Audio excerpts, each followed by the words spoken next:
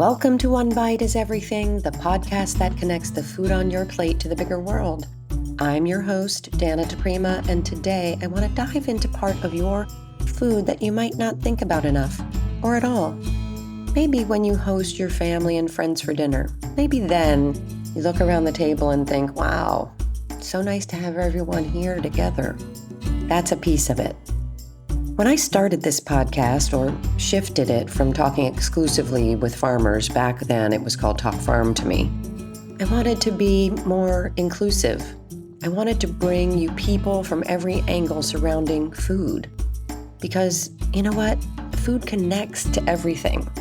And I wanted to bring you guests and topics that you cared about. Health is a big part of that. Your personal and family health is directly tied to the food on your plate, the food available to you, the food the system produces in one way or another. The environment is another part. We can see this directly. Farmers live on the front lines of climate and soil and can either enhance the land or harm it. When we look at industrial farming, we can see very little benefit to the land and environment. When we meet farmers who are grazing their livestock rotationally and using regenerative practices like cover cropping, we see a more positive and direct impact on the environment.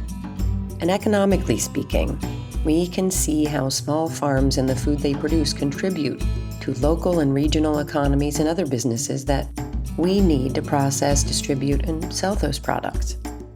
For me, the lines between your plate and health, the environment, and the economy are most clear, and we will continue to dive in and dissect those issues going forward. Today I wanted to focus on the fourth, community. It sounds good, right? Like that dinner we were talking about. Our food and its production fuels our communities. This can be harder to see sharply, and I thought we could take today to talk about how the food on our plates impacts our communities, their vibrancy, and their very survival.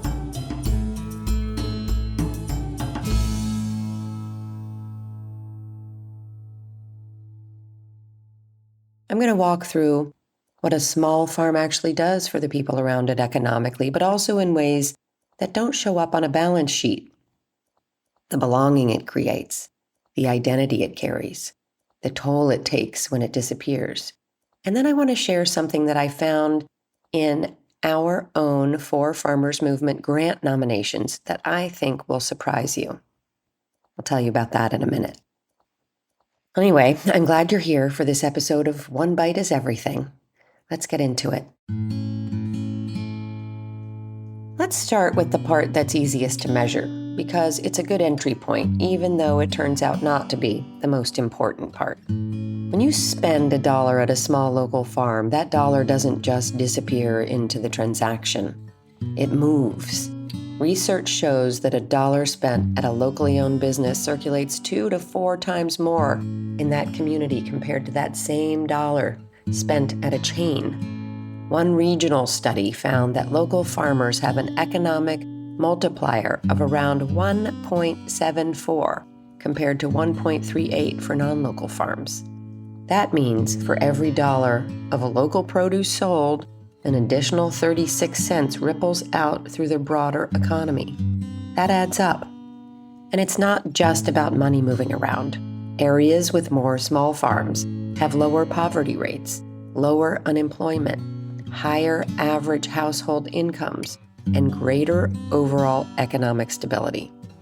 Small farms tend to hire locally, buy their supplies locally, and keep their spending close to home, unlike large industrial operations that often route their money through distant supply chains.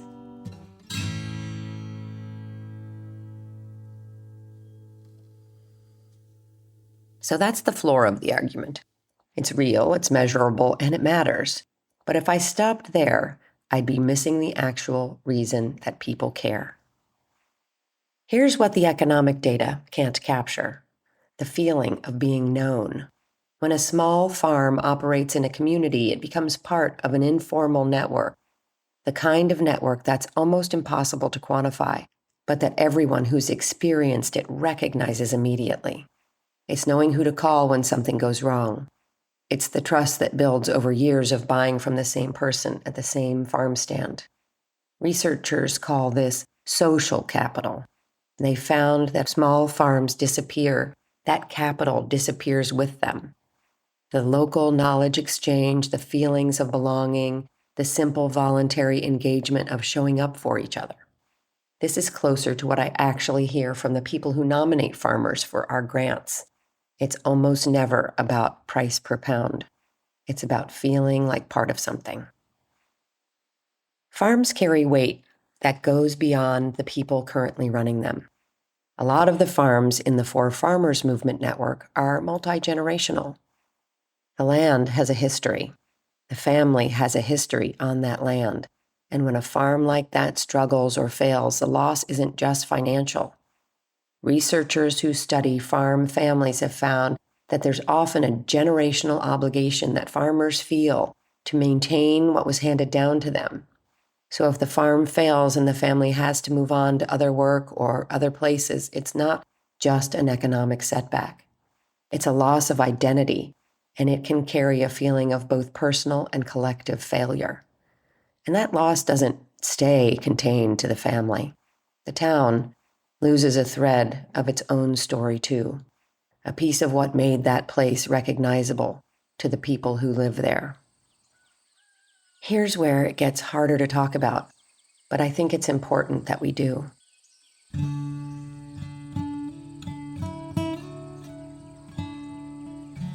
As rural populations decline and farms disappear, farmers themselves become more isolated. Researchers studying farmer mental health have found that this isolation is a real and growing risk factor.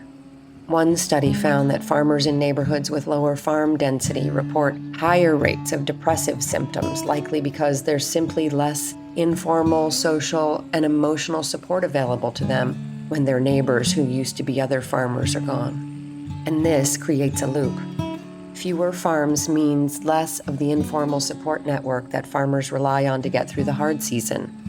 That isolation makes farming itself harder to sustain emotionally, which makes it more likely that more farms disappear. And it's not a single loss. It's a cycle that feeds itself.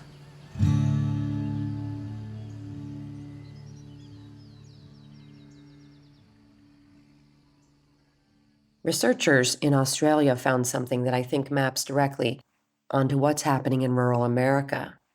Areas experiencing agricultural decline and population loss showed measurably worse mental health outcomes, while areas with agricultural growth and economic opportunity showed real, measurable benefits to mental health. This isn't abstract.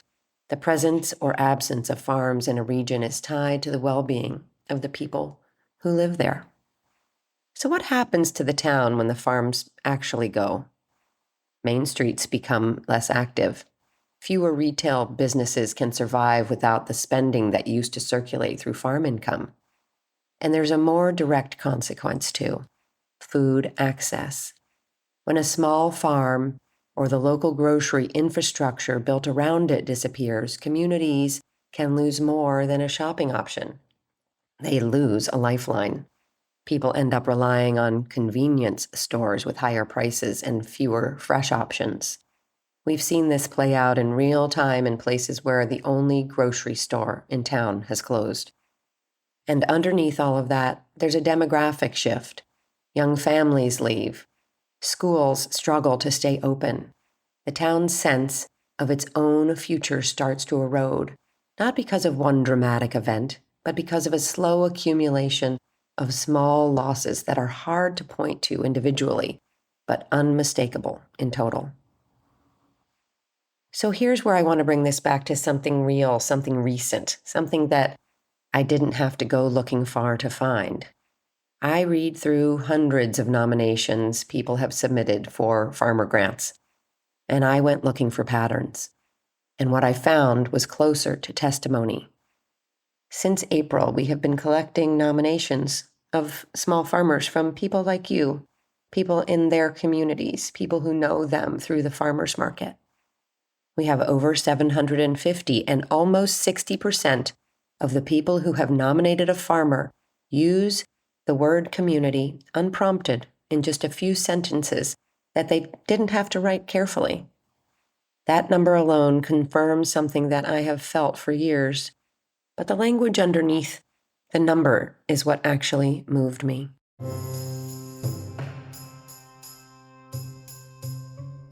One nominator in Mississippi wrote about a farm being one of the very few left in her area and said simply that she felt lucky to have them.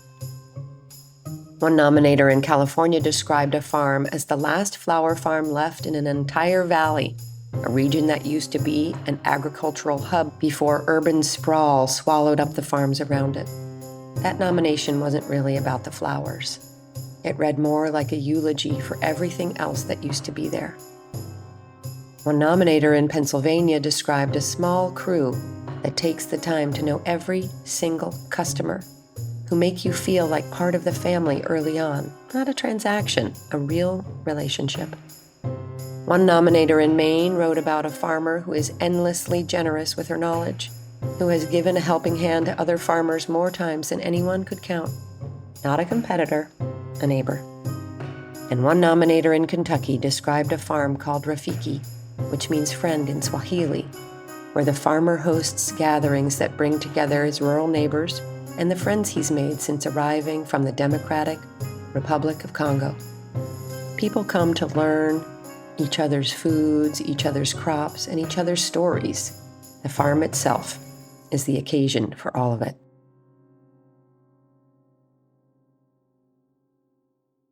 None of these nominations mention yield or efficiency. None of them mention a price per pound. They mention belonging. They mention being known. They mention what it feels like to be lucky enough to still have a farm nearby when so many places don't anymore. Well, that's where I landed today, in community. I'm about to host a farmer's dinner on my small farm. And that's all about community too. Yes, we'll be raising money for farmer grants, but bringing together local farmers with the rest of the community to break bread together.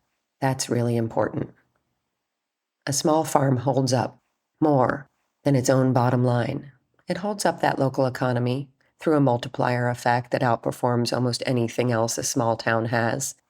It holds up belonging, the kind that doesn't show up on a balance sheet, but you feel the moment you walk into a farm stand and the farmer knows your name. It holds up identity for the farming family and for the town that grew up around them. And it holds up something even more fragile, community's sense that it has a future at all. When a farm disappears, all of that goes with it. Not all at once, but in a slow unraveling that's a lot harder to track than a closed storefront on Main Street. And that's exactly what I heard through our nominations. Almost 60% of the people who nominate a farmer use that word, community, unprompted. They're not describing a transaction. They're really describing a relationship, a reason to feel lucky, a reason to belong. So if you take one thing from today, let it be this. When you support a small farm, whether that's nominating one, donating to a grant, or just showing up at their stand on a Saturday, you're not just buying food. You're voting for the kind of place you want to live in. Thank you for listening to One Bite is Everything, the podcast that connects every bite you take to the bigger world. This episode sparked something for you. I hope you'll share it with someone who cares about where our food comes from and where it's going. And through the For Farmers movement, these conversations become action, supporting hardworking farmers and strengthening the connections between the people who grow our food and the people who eat it. You can learn more at forfarmersmovement.com and follow along on Instagram at XOXOFarmGirl for more insights that connect your food to health and community, the environment, and our economy. If you enjoyed this episode, I hope you'll take a moment to rate and review it on Apple Podcasts. It helps more listeners like you find these conversations and helps grow a community that believes that food is not just food. The original music and sound engineering in this episode and all the others is by the inimitable Russell Chapa. Thanks, Russ. I'm your host, Dana DiPrima, and I'll see you here again next week for another episode of One Bite is Everything. Until then, eat like it matters, because it does.